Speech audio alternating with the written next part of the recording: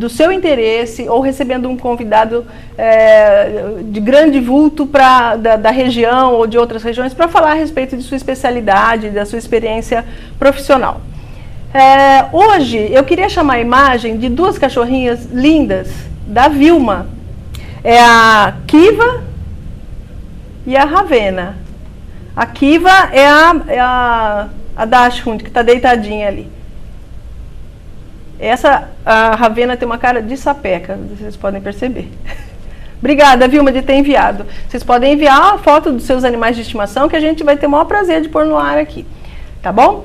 Hoje nosso papo é com a doutora Débora Monteiro, sócia proprietária do Hospital Veterinário Modelo, em Santo André, na Rua Carijós, 417. Não, 147. 147, 147. A doutora Débora acho que foi uma das pioneiras aqui da região, com um hospital que oferece muitas opções de condutas clínicas, condutas cirúrgicas, especialidades e tudo mais. Débora, seja muito bem-vinda ao ABCD dos Bichos. Muito obrigada pelo convite, será um prazer. Débora, vamos começar falando como é que foi montar, né? Você é sócia proprietária do Hospital Modelo. Como é que foi o planejamento como é que a pessoa fala, vou montar um hospital? Com que referências você montou o Hospital Modelo? Na realidade, isso tudo veio do meu pai, tá? Já havia outros consultórios na própria rua. Eu, quando fiz a faculdade, gostaria de me especializar com equinos, mas como eu fiz faculdade fora de São Paulo, ele queria eu pertinho dele e me fez a proposta de montar uma estrutura diferenciado, né? E aí foi na construção, né? O prédio é dele, a estrutura toda foi pesquisada para ser montada em cima das leis do Conselho Regional de Medicina Veterinária, em cima das leis da vigilância sanitária. Então, toda a estrutura foi tudo muito bem planejado dentro das leis, tá? E tudo foi por ele, né? Ele fez para eu estar começando aí a trabalhar em cima, porque confiava e acreditava em mim. Agradeço muito a ele e minha mãe. E confiou e tô aí na batalha desde então. Foi em que ano? Isso foi em 2000. 20 de 9 de 2000. E aí, como é que foi? Você abriu? Começamos, já funcionando 24 horas. Já tinha um quadro, você chamou... Quem que você chamou de profissionais? Na realidade, no início, eu praticamente trabalhava o dia inteiro e chamei profissionais para trabalhar à noite. Como todo início, é bastante difícil, nós começamos com um movimento pequeno, mas como eu falo que tudo nessa vida a gente tem que dar um degrau de cada vez para a gente crescer. Nada que vem muito fácil vai muito fácil também. Então até hoje nós estamos sempre na batalha. Então no início foi era eu o dia inteiro e mais um veterinário à noite, ia invertendo, daí depois começou outros veterinários e nisso hoje a equipe já deve ter em torno de uns 30 profissionais que trabalham comigo. Graças a Deus. Fixos e que prestam serviço fixos, também, né? A gente tem 3 fixos na manhã, 4 ou 5 fixos à tarde e fora os que dão plantão à noite, que por noite são 2 plantonistas. E vocês atendem só cães e gatos ou algum... Só cães e gatos? Só cães e gatos. Infelizmente, para nós termos um especialista em aves ou em animais silvestres, não teria condições de ter esse especialista 24 horas no hospital. Então, realmente, a gente encaminha para um profissional. E para chegar à emergência, à noite não ter o profissional também não dá, né? Daí fica complicado, porque animais silvestres são animais muito sensíveis. Então, para a gente correr o risco de fazer uma coisa errada, a gente prefere encaminhar. E emergência não precisa nem ligar, é só ir até o hospital? Só ir direto no hospital, vai ter profissional na emergência para atender. Se precisar fazer algum exame de imagem, daí chamado profissional. Se for para fazer alguma cirurgia também, chamado eu ou uma outra profissional para estar fazendo a cirurgia, e nós chamamos a anestesista, que todos os procedimentos só com uma equipe, anestesista e cirurgião. Vocês recebem também, acredito, muitos encaminhamentos de clínicos. Sim, agradeço muito aos colegas que encaminham para a gente, confiam no nosso trabalho. Graças a você é uma delas também, né? E trabalhamos em conjunto, sim, prestando serviço aos colegas que às vezes não têm o trabalho de 24 horas. E a gente tem que ressaltar que as diferenças de um hospital veterinário e de uma clínica veterinária.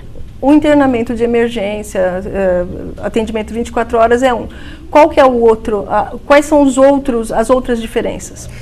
Olha, um animal ficando internado, é lógico, tem casos que não há necessidade de internação. Eu falo que toda a recuperação, mesmo o ser humano, prefere sempre estar em casa do que num hospital. Então, as internações são feitas só realmente quando precisa da necessidade de um profissional que esteja em cima. Então, precisa de estar 24 horas no veterinário em cima para estar mensurando temperatura, para ver frequência cardíaca, frequência respiratória, para estar vendo todos os parâmetros desse paciente, para você estar fazendo uma fluido, uma infusão, para fazer uma medicação. Então, tem que estar sempre sendo assistido por um profissional. E nós, graças a Deus, temos isso lá. E também porque centraliza, né? Eu sempre ressalto isso, que às vezes os clínicos, por exemplo, eu tenho a clínica veterinária São Bernardo e a gente não faz exames diagnósticos. Então a gente tem que encaminhar para um laboratório, fazer. É claro que isso dá perfeitamente para o cliente fazer, porque nem todas as situações são emergenciais.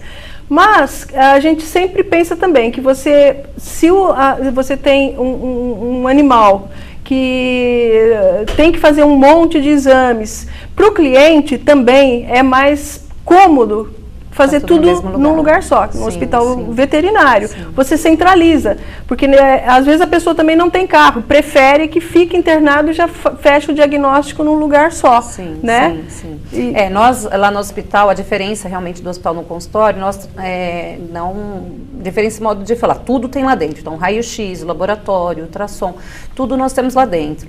Então, nós fazemos o tratamento em cima realmente de um diagnóstico. É lógico que há casos que fica mais complicado, às vezes tem que acessar uma tomografia, alguma coisa que ali no hospital não tem. Mas nós tentamos fechar o diagnóstico para fazer o tratamento. Essa é a diferença. O consultório, às vezes o colega tem um laboratório dentro, ou tem um aparelho de raio-x, mas alguns detalhes realmente é só o hospital que vai ter. E a logística, né? Você tem, acredito que a clínica já é difícil de administrar. Imagina um hospital veterinário. Você tem um gerente administrativo? Hoje tenho meus irmãos que são sócios, né?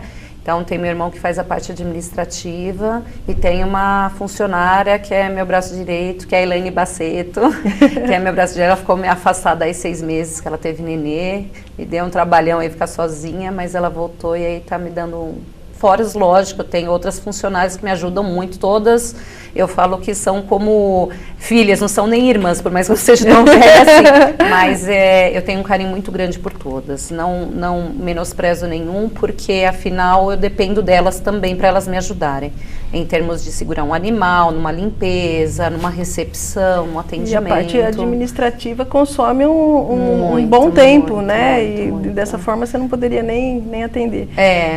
Hoje o atendimento já é um pouco mais restrito. Pelo que eu conheço de você, Débora, eu sei que você tem uma preferência por cirurgia, não é? Sim, por mim eu fico o dia inteiro, 24 horas dentro do centro cirúrgico. É que os clientes não deixam também. Não Mas você fez o quê? Você fez uma especialização ou foi Eu fiz 2 cursos de pós-graduação, um em cirurgia geral e ortopédica, e tem o último que faz 2 anos, que foi em emergência, que é a minha paixão. Emergência é realmente emergência cirúrgica e clínica.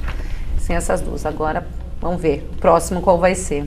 Mas a cirurgia. E a doutora Débora, eu já até fiquei surpresa às vezes que eu a vi atuando na cirurgia, porque mesmo cirurgia de grande porte, ela faz sozinha.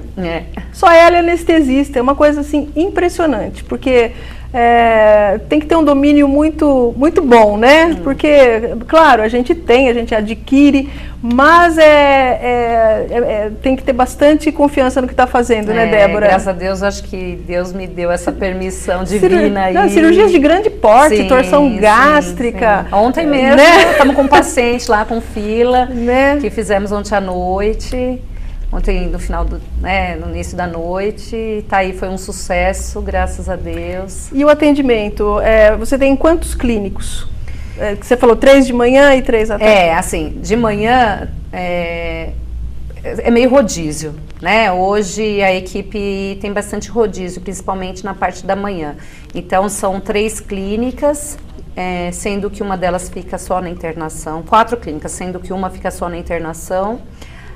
Tem o Dr. Eduardo Oliveira, que fica só no laboratório, então depende dos horários, ele presta serviço a outros lugares também. Daí à tarde, fico eu praticamente em cirurgia direto, a doutora Ana Cláudia, que fica só na internação, a doutora Silvia e a doutora Clívia, que é dermatologista, que fica com a gente, e mais a radiologista, que é a doutora Gabriela, que fica com a gente à tarde. Mas às vezes tem que ainda chamar alguém para ajudar aí, né? Certo.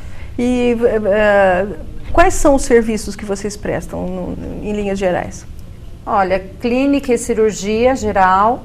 Na parte de especialização, nós temos a odontologista, que é a doutora Fernanda Pena, a homeopata, que é a doutora Cidelli, a dermatologista, que é a doutora Clívia, o neuro, que é o doutor Ricardo, o oftalmo, a doutora Márcia. Vamos lá, tanta gente. Tem as radiologistas, que é a Gabriela, a Raquel e a Daniela, que fazem a parte de imagem. Ultrassonografia. Ultrassonografia, a doutora também, as mesmas, e eu certo. também entro na ultrassom também. E cirurgia, quando eu não posso, às vezes por algum inconveniente, eu estou viajando para descansar um pouquinho também, tem a doutora Marcele, que também vai lá me ajudar com essa serviço. Uma equipe feminina, né? Sim, praticamente. Tem os homens, tem o doutor André, o doutor Acácio, o doutor Eduardo, o doutor Ricardo. Mas em sua grande maioria é mulher, né? Sim. Não menosprezando os homens, mas hoje a equipe que tem de homens são muito carinhosos, que trabalham com a gente, gostam muito do que fazem, mas infelizmente já tivemos o contrário lá. E os clientes preferem muitas vezes as mulheres para atender. Então, força, o problema não eu falo força, não, o segredo não é força, é jeito. É o jeito, exatamente. É sempre o jeito de trabalhar. Tá certo. E, inclusive, o perfil do estudante de medicina veterinária mudou muito, né? Hoje é mais mulheres. Hoje a minha filha está fazendo o 3º ano de medicina veterinária na USP e eu acho que são 65 meninas para 15 meninos. Né? Mudou muito. Antigamente a medicina veterinária era mais procurada por homens, né? Por homens.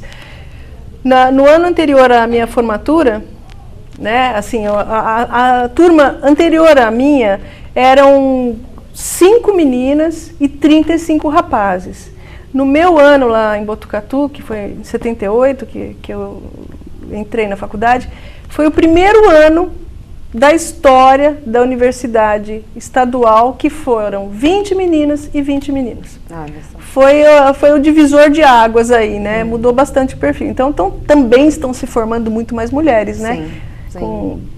Gente, eu vou pedir, Débora, uma licencinha, nós vamos para um rápido intervalo e voltamos já para continuar o papo com a doutora Débora Monteiro, do Hospital Veterinário Modelo, tá?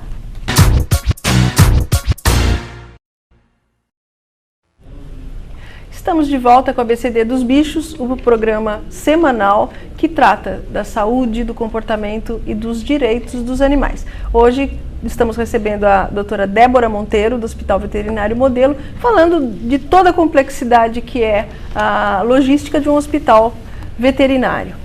E eu gostaria de saber agora, Débora, você falou do internamento, né? E um caso muito grave que tem que ficar na UTI, vocês têm estrutura de UTI ou semi-UTI? Semi-UTI sim, UTI intensiva não, né? Antigamente a gente só encaminhava para São Paulo, agora um colega aqui em Santo André, vou fazer até o comercial seu, Múcio, o Hospital Veterinário da Micão, ele montou uma estrutura muito legal, para UTI intensiva. Então agora nós do ABC estamos também privilegiados de ter esse acesso. Então os casos que realmente eu não tenho condições, que tem que ficar numa oxigenoterapia 24 horas. Gasometria, isso, né? medir gasometria, de ficar um animal em coma, manter um animal em coma, isso eu não tenho estrutura. Então, realmente, agora a gente mandava para São Paulo, agora tem um colega aí que tem uma estrutura legal. E a parte de isolamento? Porque se você tem uma leptospirose, que é uma Sim. doença contagiosa, Isso como nós é que, temos. isso você tem uma área... Nós temos a UTI de infecciosas e a UTI não infecciosas. Então, são bem separados.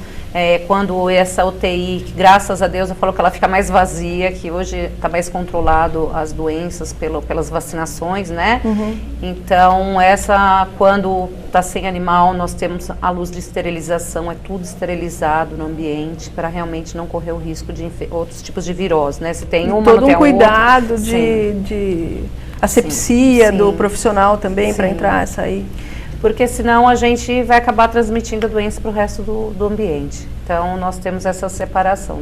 E alguma vez você, como todo hospital, né, já teve um surto de uma superbactéria, como tem nos grandes hospitais? Não, né? Graças a Deus não. Pelo contrário, eu falo que pelo menos o meu centro cirúrgico, mesmo os consultórios, por ter seguido essa legislação de cantos arredondados, de ser tudo azulejado, a asepsia é muito grande. Nunca tive de problema, graças a Deus, pelo menos que eu saiba, que tenha tido contaminação lá dentro do hospital, não. Ótimo.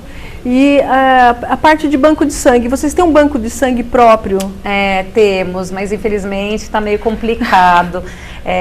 Nós sempre até venho por aqui pedir para os clientes, para as pessoas que gostam muito de animais, que têm animais de grande porte, então labrador, boxer, rottweiler, pitbull, para levarem seus animaizinhos até o hospital. Nós coletamos sangue do seu animalzinho, não vai fazer mal nenhum para ele. Nós fazemos um exame antes para ver se está tudo bem com o seu animal. Então nós vamos lá, fazemos exame, deu tudo certo, ele vai ser um doador, ele pode doar a cada 30 dias, ele vai estar ajudando realmente a salvar outra vidinha, né? Até agradeço pela oportunidade de eu estar pedindo isso, em prol até da vida de muitos animais.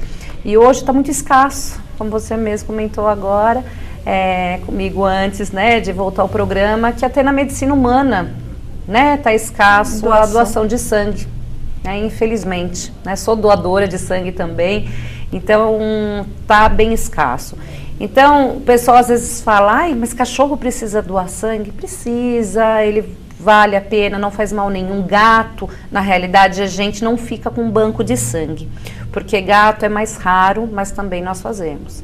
E assim, todos os doadores, cães tem que ter mais de 1 ano, mais de 20 quilos e menos de 7, 8 anos. Tá? Estar 100% saudável.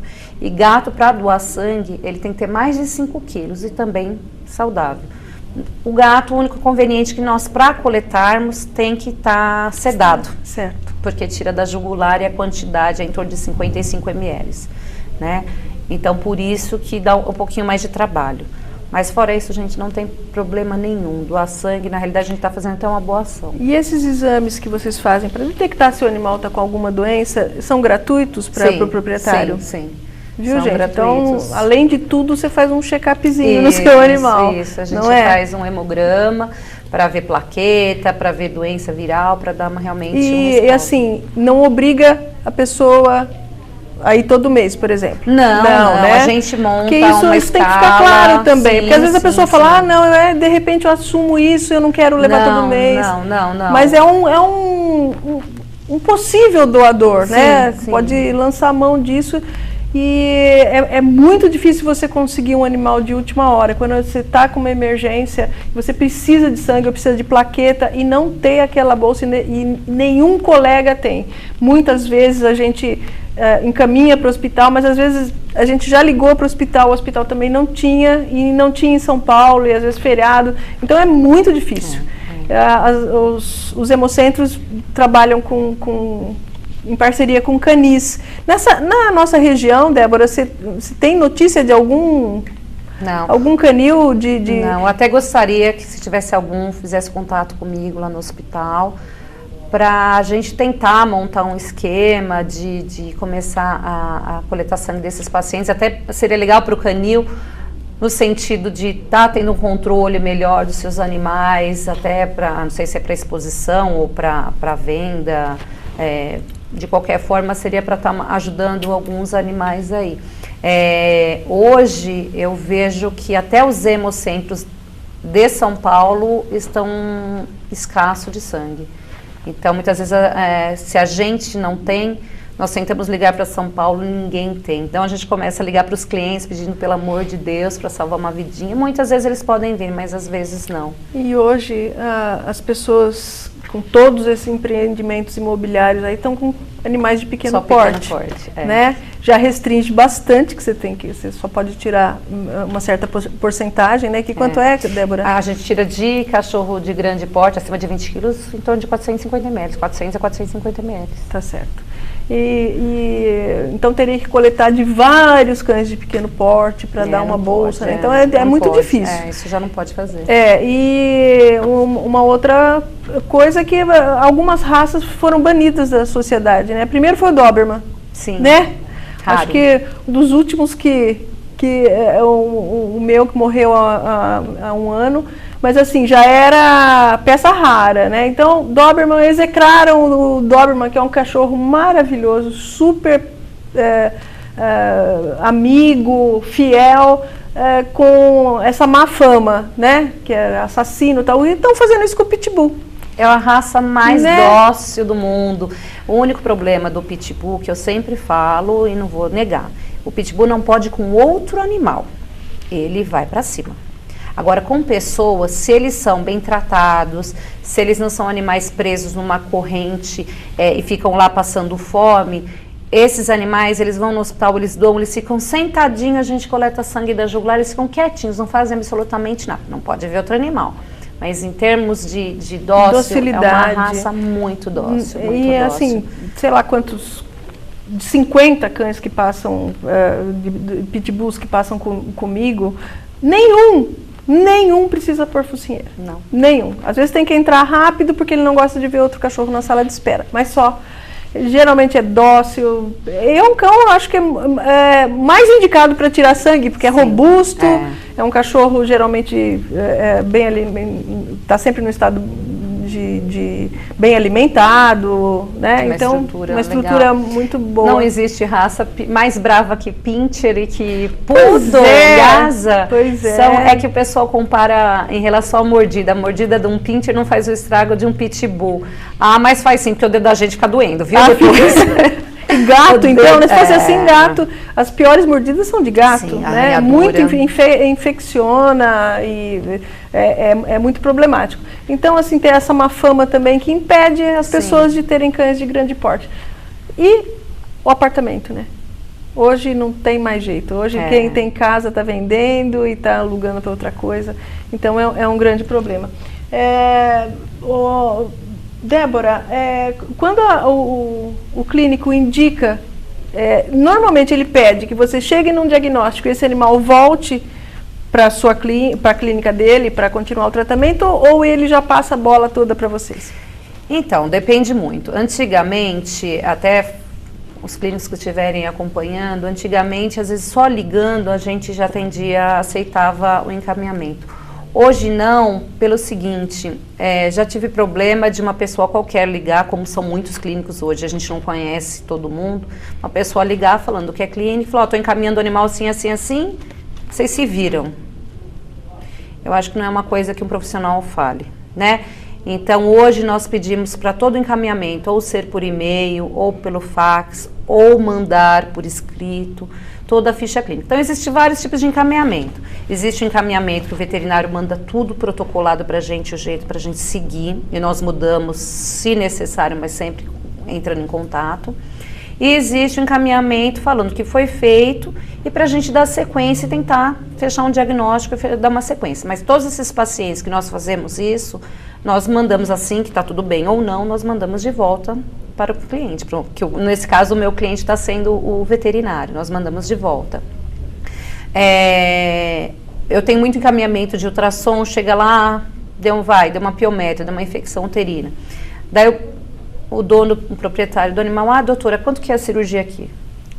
Nesse ponto eu sou chata, já saiu o cliente falando mal de mim, eu sou muito ética, nesse ponto eu não passo orçamento, eu não passo preço, olha, primeiro eu vou ligar para o colega, vou mandar de volta. Se ele não fizer, daí eu passo o meu preço. Mas por que eu não quero voltar lá? Não me importa isso. Eu acho que a ética em primeiro lugar, então eu primeiro ligo para o veterinário, é lógico, se às vezes eu não consigo falar e é uma emergência, eu acabo fazendo. Mas caso contrário, eu mando de volta. Né? Não é que ele vá para outro lugar, mas pelo menos ali eu não vou ser. Essa conduta vocês sempre tiveram, né? De a gente mandar um relatório e aí o veterinário lá do modelo liga, Marta, tá assim, assim, assado. Você prefere que faça isso, isso, isso? Não, agora fica a critério de vocês. Isso. Mas com endosso e sempre com relatório, sempre... porque não precisa disso, né, Débora? Um hospital desse porte não precisa... Não preciso ficar passando a perna em ninguém para crescer. É o que eu falei, tudo que vem muito fácil, vai muito fácil. Pois é, e claro, se for uma coisa que dê para o clínico resolver, porque às vezes até nós mesmos, às vezes a gente prefere já que fique internado e chegue num diagnóstico do que ficar aquele leve trás, né? Tá bom? Gente, a gente vai para um breve intervalo, voltamos já já, não saia daí.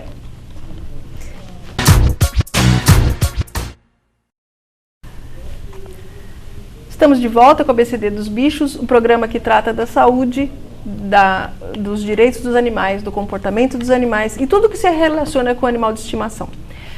Estamos com a doutora Débora Monteiro, do Hospital Veterinário Modelo, e traçando com linhas gerais aí como é o funcionamento de um hospital veterinário. Débora, e em questão de segurança, por exemplo, eu acredito que para fazer um atendimento durante a noite, porque na clínica a gente já teve alguns assaltos quando a gente foi fazer um atendimento fora de hora, há muitos anos atrás. Tanto que a gente não faz mais atendimento durante a noite, porque a gente não tem uma estrutura de hospital para manter um... como é que como é que faz a segurança do cliente e do profissional que está lá dentro? O hospital, a partir de um determinado horário, ele fecha os portões, ele fica só de portões fechados. Graças a Deus nós nunca fomos assaltados, depende do ponto de vista, que tipo de assalto, né? Porque lógico, existe também aquelas pessoas maldosas que mandam a gente fazer tudo no paciente, a gente pergunta se pode fazer, a pessoa vai falando faz, chega na hora, fala que não tem dinheiro, mas no sentido você vê que desculpa o termo, mas é sacanagem, isso para mim não deixa de ser um assalto, né? Porque é usado do profissional e depois simplesmente sair falando falando mal da gente e sair falando que eu não pedi para fazer nada, sendo que no hospital é todo cheio de câmeras, né? Com o intuito realmente de segurança para os clientes e para os veterinários. E tem profissionais na recepção e na ajuda durante a noite. Seguranças na rua mesmo, né, que ficam ali. Porque o atendimento, se não tiver uma certa estrutura, não dá para você chegar fora de hora, sozinha num lugar, abrir, né? Porque é complicado, é complicado, né? É complicado. Mas graças a Deus, assim, nunca nós tivemos esse tipo de assalto, uma armada. Tem muita gente, Débora, aqui na clínica, às vezes fala assim, mas eu não gosto de ir no plantão, eu não vou em plantão, estava passando mal, mas eu resolvi esperar. Porque no plantão só tem um recém-formado que não está capacitado. Eu queria que você tirasse esse preconceito aí contra os recém-formados. Olha, o que eu sempre falo quando eu contrato os recém-formados, eu contrato sim recém-formados, não acho que ele sabe menos do que eu. Na realidade ele vai ter menos prática que eu, com certeza, mas eles vêm com coisas novas, né? Então sim, eles vêm para acrescentar, claro, sempre eles vêm para acrescentar. E é o que eu falo, o hospital não é aquele veterinário que está ali no momento, é uma equipe. Então, se surge uma dúvida, que até para mim surge, eu também tenho dúvidas, nós conversamos entre nós estamos sempre numa equipe trabalhando. Então, eu dou um exemplo que, se fosse pensar assim na medicina humana, também a gente estava perdido em relação aos recém-formados. O profissional que operou meu filho ano passado, ele era muito mais novo do que eu. Um excelente profissional, graças a Deus, fez um trabalho excelentíssimo. E não por isso eu deixei de confiar no trabalho dele. Claro, não tem nada a ver. Muitas vezes os mais antigos estão mais atrasados, porque não estão se atualizando. Então, os recém-formados, eles podem não ter muita prática, mas na dúvida, muitas vezes eles entram em contato com a gente. Então, toda a equipe que hoje trabalha de plantão ou não, pode ser recém-formado, eles passam por uma avaliação, eles ficam um tempo com a gente durante o dia, para estar adquirindo algumas certas práticas e conhecimentos, mas não menosprezo, é lógico, existem recém-formados e recém-formados, mas como isso em toda área. Em todas as áreas, mas é feita uma seleção para isso sim. Como todo profissional, tem as pessoas que pensam, vou fazer veterinário porque dá dinheiro. Se pensar nisso, né, Marta? Tá perdido, porque eu acho que toda profissão, fazendo com amor, você vai ter o seu lucro, sendo ele pessoal ou financeiro. Mas independente da profissão, né? Então nós temos excelentes médicos e péssimos médicos, nós temos excelentes dentistas, péssimos dentistas, nós temos excelentes pedreiros e péssimos pedreiros. Então, independente da área, temos, né, essa diversidade. E mesmo que se chega uma emergência cirúrgica, chega uma fazendo torção e a pessoa nunca fez uma cirurgia de torção, não vai fazer também, nem tem acho que autorização para fazer sem... Os únicos cirurgiões que têm autorização para estar fazendo, em primeiro lugar sou eu, depois se a doutora Marcele, que está de plantão, é ela, se não agora está entrando outros profissionais aí que eu estou selecionando para também poder estar fazendo. Mas nenhum profissional que está de plantão tem autorização para fazer cirurgia. É lógico que uma sutura, todos eles têm autorização e têm prática para isso, e conhecimento. Mas cirurgia não, cirurgia realmente eles acabam me acionando. Então, quer dizer, eu não tenho vida muito pessoal. Estava imaginando isso agora. Eu, assim, 3 horas da manhã, 2 horas da manhã. E você mora perto do hospital? Moro próximo. Tem que morar, né? Tem que morar. Moro próximo. Isso é muito comum, né, acontecer? Sim. Pelo menos, sim. Você diria que uma vez por semana? Olha, hoje, é o que eu falo, existem emergências e emergências, né? Então, muitas vezes o que o proprietário acha que é emergência, a gente avaliando, vendo o caso, sabe que pode realmente aguardar. É lógico, uma hemorragia interna tem que ser feita na hora, uma torção gástrica, que hoje, há pouco tempo eu fiz essa última especialização, até os professores comentaram, o sucesso numa cirurgia de torção gástrica é em torno de menos de 50%. Eu, graças a Deus, eu tenho mais de 80% de sucesso nas minhas torções, porque eu faço imediato. Eu não faço primeiro colocar balão para depois aguardar para fazer o procedimento. Eu faço de imediato, né? Então, uma cirurgia de torção é uma cirurgia de emergência, uma hemorragia interna é uma cirurgia de emergência. Uma piometra depende como ela vai estar para ver se é emergência ou não. Tá? Porque a piometra a gente sabe que vai evoluindo gradativamente. Então, existe casos e casos. Se é 2 horas da manhã, pode perfeitamente esperar até pela 7 manhã. horas da manhã. Então, depende de casos e casos. Então, hoje a gente seleciona mais essas emergências. Eu acho que com o passar do tempo a gente vai selecionando. E chegam muito traumatismos à noite? Sim. Atropelamentos. Até que de madrugada eu acho que atropelamento é menor. O que também não tem mais gato na rua, né? Antigamente era muito gato atropelado. Verdade. Quase não tem. Mas o maior número de pacientes à noite são os cardiopatas, que dá uma desestabilizada. Crise, edema pulmonar. Sim, que é agudo, envenenamento. Traumas por atropelamento, mas é o que eu falei, abaixou bastante esse número, não é uma coisa assim absurda. Queda de prédio. Hoje acho que também o pessoal está pondo mais tela, viu, nos prédios. Mais consciente, sim, né? Está mais consciente, né? Agora, eu acho que é mais isso, a parte de envenenamento, edema pulmonar, por dar uma desestabilizada, parte cardíaca, neurológico, AVC, né? Tem uns casos que a pessoa que nota durante o dia está meio estranha, mas daí quando chega à noite realmente dá aquele quadro, convulsão. Então, tem algumas coisinhas que são que a gente já sabe que de madrugada tem que ter isso. E esses profissionais estão capacitados, lá, claro. Estão capacitados para isso. E se de repente tiverem alguma dúvida, eles entram em contato com a gente. É uma segurança, sim, né? Sim. Dá segurança, inclusive, para o profissional que está de plantão, para não se sim, apavorar, né? Que todo mundo se apavora, uma certa hora. hora. Eu fui recém-formada, eu também um dia, eu falo que meu primeiro plantão, como eu já dei plantão, meu primeiro local de trabalho foi hoje eu acho que chama hospital também, veterinário de Santa Terezinha, que é da doutora Dirce. A doutora Dirce. Isso, eu fiz estágio na doutora Dirce. Eu fiz estágio e trabalhei com a doutora Dirce, amo de paixão, beijos a ela, que eu adoro ela. E meu primeiro atendimento foi um animal baleado.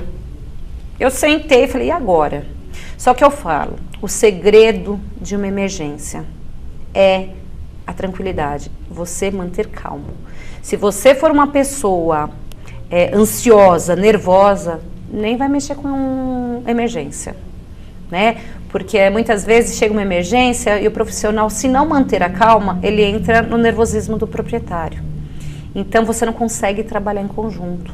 Eu até falo que, às vezes, eu peço desculpas a vários clientes, que, às vezes, eu sou grossa nessas horas de emergência, que eu tenho que pedir para a pessoa sair. Tem que ser firme, na verdade, né, Débora? A gente tem que ser, infelizmente, fria, mas é o momento, é a hora H que a gente tem que fazer as coisas. Então, muitas vezes eu peço para o cliente sair da sala, tem que usar um pouquinho, às vezes, de grosseria, peço desculpas, mas depois eu sempre peço desculpas para o cliente, né? Mas a gente tem que ser um pouquinho firme, porque senão nós não conseguimos ter o foco, né? Ter o foco, tem que ter um foco. E a minha paixão é isso, é emergência. Então, se eu não estiver calma para atender esse tipo de paciente, eu vou perdê-lo. Né, eu vou perder. E a gente sabe que quando o dono é ansioso, ele atrapalha muito, né? Assim, é um atendimento. Às vezes a gente vai fazer qualquer conduta no animal, vai dar um soro na veia, porque está com uma indisposição, qualquer coisa. A pessoa, ai, coitadinho, coitadinho. Aí o cachorro começa a espernear, começa a chorar, né? Então, às vezes a gente tem que falar firme mesmo, falar, olha, você tem que ser também firme com o seu animal. Falar, não, fica quietinho, ninguém está judiando, ninguém está fazendo, nós estamos fazendo bem. Tem que isso, o animal capta isso, gente, com uma capacidade de captar suas emoções, que é uma coisa impressionante. Tem cachorro que eu chego na mesa e eu vou, já ponho a mão, já vejo a boca, vejo a mucosa. Aí a pessoa fala assim, nossa, doutora Marta, esqueceu que ele morde. Quando eu caio em mim, o cachorro, assim que eu libero a adrenalina, o cachorro olha para mim e já começa a avançar. Então, é uma coisa animal mesmo, nossa, intuitiva. E o medo que a gente demonstra sutilmente na atitude, na linguagem corporal, no cheiro do suor, isso o animal capta. Então, claro, a referência do animal é o dono. Né? É o chefe da matilha, é o alfa. Se o dono está com medo, ele fala, poxa, se o chefe da matilha está com medo, eu tenho que ficar com medo também. Né? Então, essa conduta, imagina isso numa situação de emergência. Sim, atrapalha muito. Mesmo a gente, quando a gente vê uma pessoa passando mal e a gente quer ajudar, muitas vezes nós não sabemos, nós não podemos fazer nada, tem que ser realmente um profissional para estar fazendo realmente o emergencial.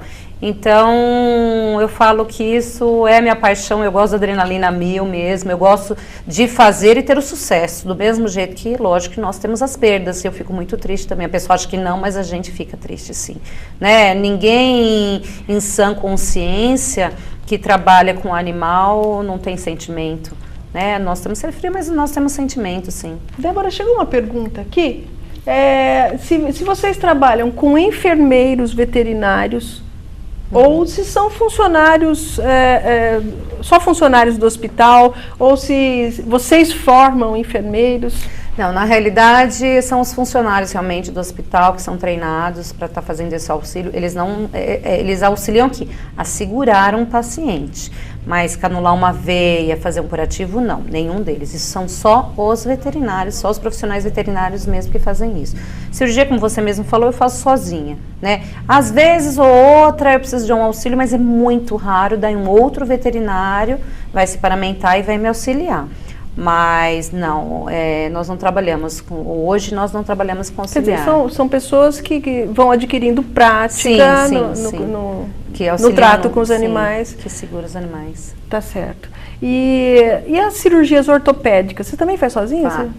Algumas coisas a gente precisa de um auxílio, mas é raro. Você faz tudo em ortopedia?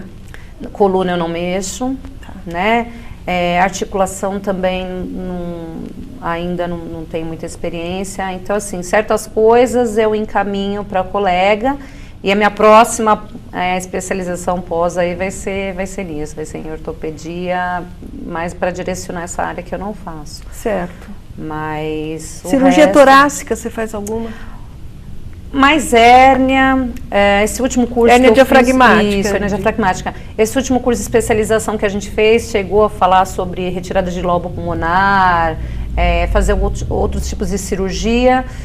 Esses dias eu peguei um trauma por mordida em tórax, mas cheguei a tirar um lobo pulmonar, mas infelizmente o paciente tinha muitas fraturas de costela, o paciente era muito bravo. E o prognóstico era muito ruim, infelizmente a gente acabou tendo que fazer eutanásia. Só para elucidar, hérnia diafragmática é quando há uma ruptura do músculo que separa a cavidade abdominal da cavidade torácica. Né? Em gato tem muito, né? Ou pode ser traumático, ou pode ser até má formação mesmo. Sim. E é uma cirurgia bem complicada, tem que ter respiração artificial e tudo, é uma cirurgia bem delicada. Infelizmente, Débora, a gente vai ficar por aqui. Tem muita coisa a ser falada. Hoje faltaram algumas imagens, mas depois a gente, em outra ocasião, quando vier outro profissional do Hospital Modelo, a gente coloca no ar, que as instalações não deixam nada a dever para a instalação de um hospital humano, né, Débora? Graças a Deus, não. Nós temos equipamento de ultrassom de última geração, estamos com o Logic P5 lá da GE. Temos um raio-x de 600 miliamperes, né? Agora, na última feira hospitalar, eu adquiri um monitor multiparamétrico. Eu já tinha monitor cardíaco e um oxímetro, só que eu peguei um multiparamétrico, que mensura todos os parâmetros agora do paciente durante a cirurgia. E cada vez mais nós vamos, né, tendo mais equipamento. Oferecendo mais serviços. Isso mesmo. Então, vale lembrar que o Hospital Veterinário Modelo fica na Rua Carijó, 147, em Santo André. Não precisa ligar antes se for uma emergência noturna, porque sempre vai ter um profissional à disposição. E eu agradeço muito, Débora. Doutora Débora Monteiro, sócia proprietária do Hospital Modelo. Obrigada, viu, Débora? Muito obrigada pelo convite. Eu sou Marta Lete Capelli, da Clínica Veterinária São Bernardo, sempre com um tema do seu interesse, que é bicho de estimação. Não tem nada melhor. Obrigada. Muito obrigada.